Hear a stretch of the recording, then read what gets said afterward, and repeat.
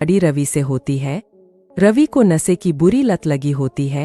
एक दिन अरे माँ, मेरा एक साइड का शरीर काम नहीं कर रहा है। मैं आज खेतों में कैसे जाऊंगा? अरे बेटा, ऐसा ना बोल। तेरे पापा के जाने के बाद से तू ही घर चलाने का सहारा है। मैं डॉक्टर को बुला लाती हूँ।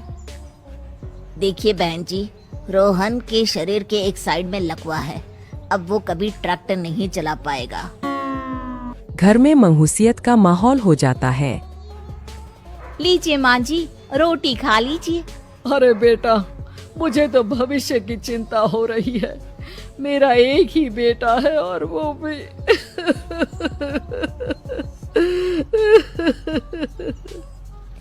माँ जी, आप चिंता न करें। जब तक ये बीमार है मैं खेत जाकर काम कर लिया करूँगी। वैसे भी नशे के कारण इनका शरीर काफी कमजोर हो गया है।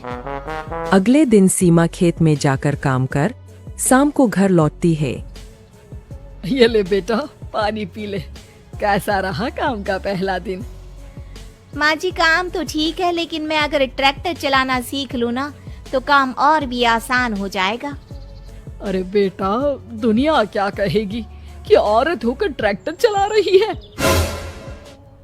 माँ जी, या तो हम दुनिया देख ले या अपना घर, कोई बात नहीं। जब ये ठीक हो जाएंगे तो सब ठीक हो जाएगा। अरे बहू, जरा बाहर तो आना। जी माँ जी। बहू, तेरे मामा जी आए हैं, तूने बुलाया था ना? हाँ माँ जी, वो मामा जी ना आज से मुझे ट्रैक्टर चलाना सिखा। सीमा मामाजी से ट्रैक्टर चलाना सीखती है। वो मन लगाकर खेतों में काम करती है।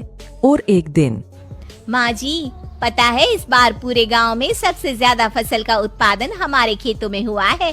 इस साल तो खूब पैसे आएंगे। हाँ। सास खुश नहीं होती है। वो चुपचाप वहाँ से जाने लगती है। तभी सीमा उसे रोक लेती है। क्या हुआ माँ जी, आपको खुशी नहीं हुई? बेटा, आज डॉक्टर साहब बोल रहे थे कि रोहन के ठीक होने के लिए 5 लाख रुपए की जरूरत है। समझ नहीं आ रहा क्या करूं। सीमा शांत हो जाती है। अगले दिन सास सीमा के पास आती है। बेटा, ये मेरे गहने हैं। इसे अपने गहनों के साथ जोड़कर सुनार को दिया। जितने पैसे हो ले आ। डॉक्टर को आज ही देने हैं।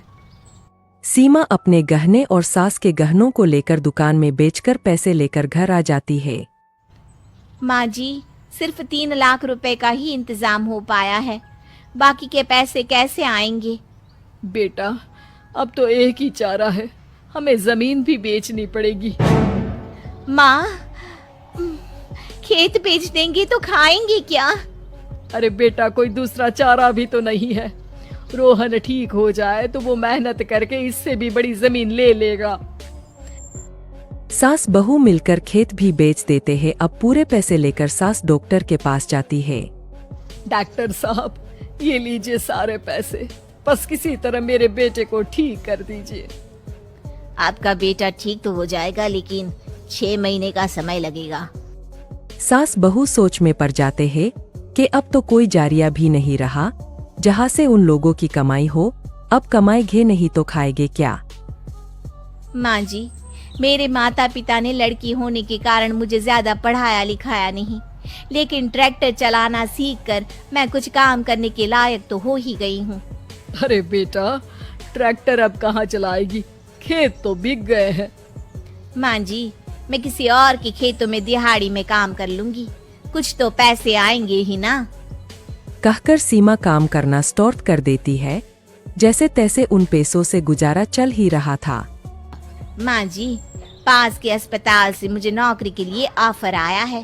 पैसे भी ये 4 गुना ज्यादा मिलेंगे और अब खाने पीने दवाई के साथ हम कुछ पैसे भविष्य के लिए भी जोड़ पाएंगे।